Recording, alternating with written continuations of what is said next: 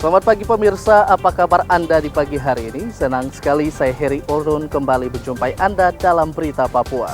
Sejumlah informasi pilihan dan teraktual disiapkan tim redaksi kami. Berikut 3 berita utama kami sajikan untuk Anda.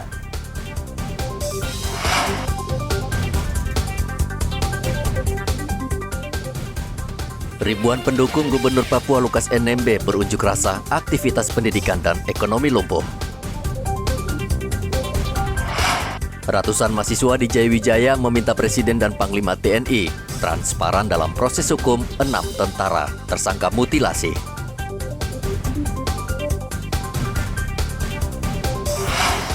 Bahan bakar minyak di Merauke makin langka.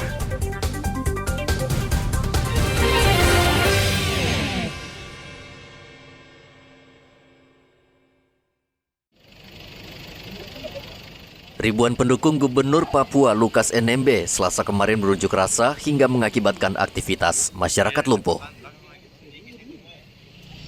Siswa sejumlah sekolah seperti SMP Negeri 5 Entrop dan SD YPK Waena terpaksa diliburkan karena khawatir unjuk rasa berujung kericuhan. Begitu juga dengan pertokoan di kota Jayapura, banyak yang tutup karena khawatir pecah kerusuhan seperti tahun 2019.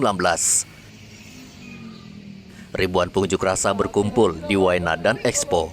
Polisi melarang pengunjuk rasa melakukan aksi long march ke Taman Imbi Kota Jayapura yang disepakati menjadi pusat unjuk rasa.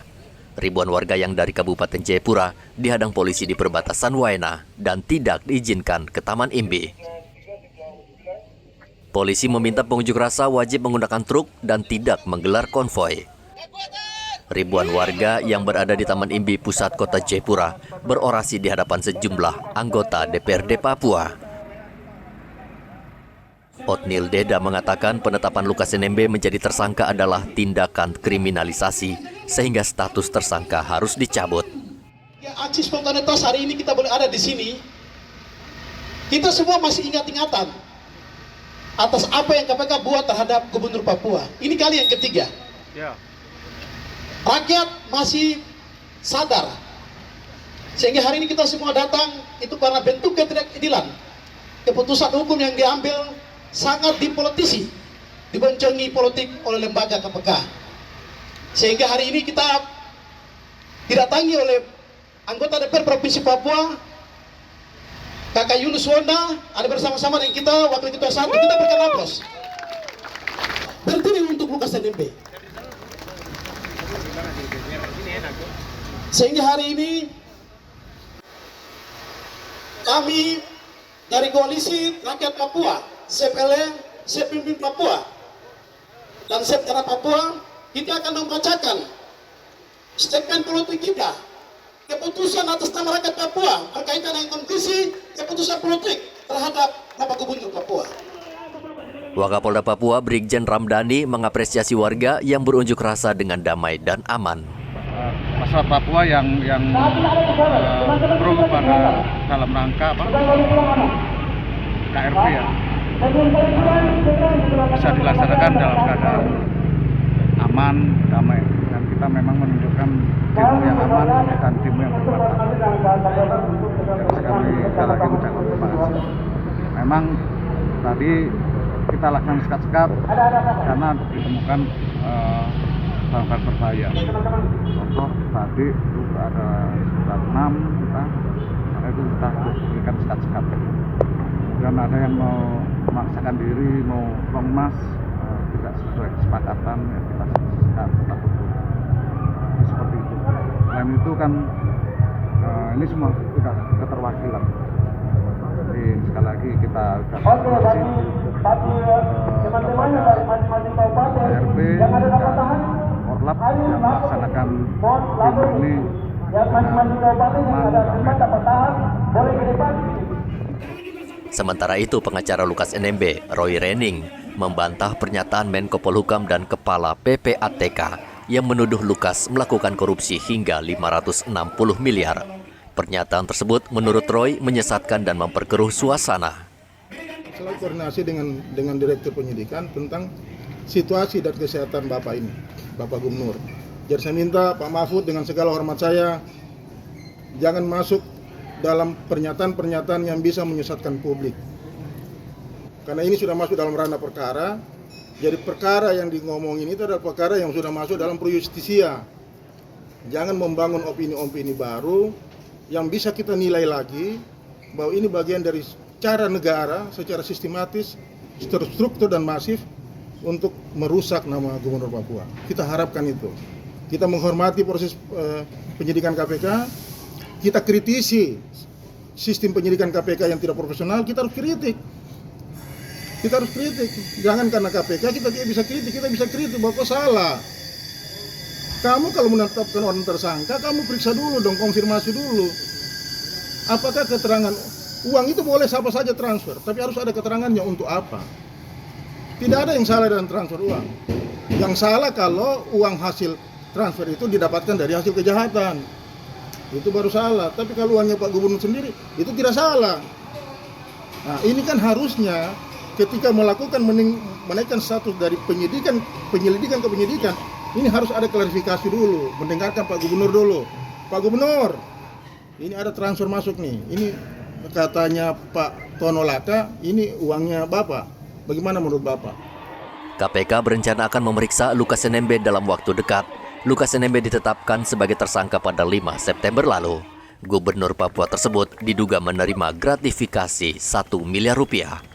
Menurut Menko Polhukam Mahfud MD, Lukas tidak hanya menerima gratifikasi 1 miliar rupiah, namun juga terlibat dalam kasus yang merugikan negara. Bahkan PPATK menyebut Lukas NMB menyetor tunai uang 560 miliar rupiah di kasino sejak tahun 2017.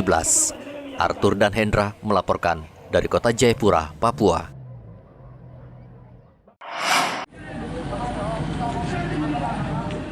Ratusan mahasiswa Nduga berunjuk rasa terkait kasus pembunuhan disertai mutilasi terhadap 4 warga sipil di Kabupaten Mimika.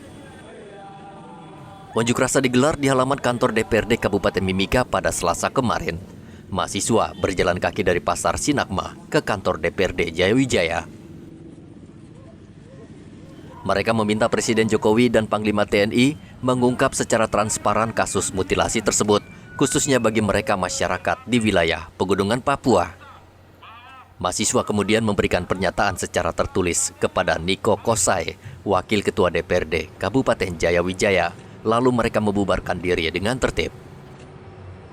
Kalau dibilang tekanan tidak ada, cuman kemarin kita menyampaikan kepada mereka, korlapnya kita panggil memang, kita sampaikan bahwa tetap kita harus menjaga situasi keamanan. Apalagi situasi saat ini kita ketahui bersama Papua terkait dengan adanya aksi-aksi masyarakat di Jayapura, sehingga kita menginginkan kepada mereka jangan sampai aksi yang dilakukan oleh masyarakat ataupun mahasiswa ini disusupi oleh hal-hal yang lain. Itu penyampaian kita kemarin melalui anggota kita beberapa, sehingga mereka bisa menyampaikan kepada masyarakat seluruhnya jangan sampai nanti terprovokasi. Kasus pembunuhan dan mutilasi ini masih dalam proses penyelidikan di Polres Mimika. 9 orang sudah ditetapkan sebagai tersangka, 6 diantaranya anggota TNI, sementara otak pembunuhan masih buron. Arthur melaporkan dari Jayawijaya, Papua.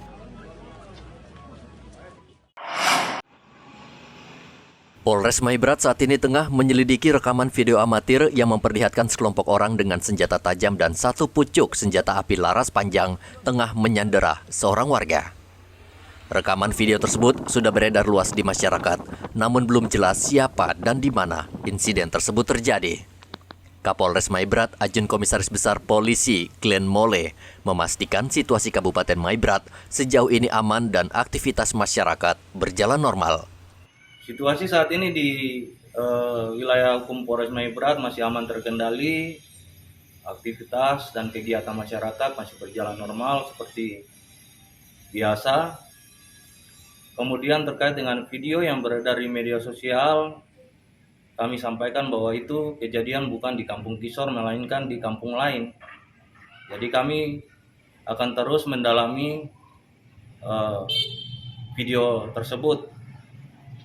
Karena ada beberapa kejanggalan yang terjadi seperti disebutkan hari Kamis, namun Kamis kapan kita harus mendalami itu. Kemudian kami mengimbau kepada seluruh masyarakat agar tetap tenang, kemudian melaksanakan aktivitas seperti biasa, jangan terpengaruh dengan isu-isu maupun propaganda-propaganda yang terjadi di media sosial. Polres Maibrat meminta masyarakat tetap tenang dan tidak terprovokasi, dan polisi saat ini tengah mencari tahu siapa yang mengunggah dan mengedarkan rekaman video tersebut. Topan melaporkan dari Maibrat, Papua Barat.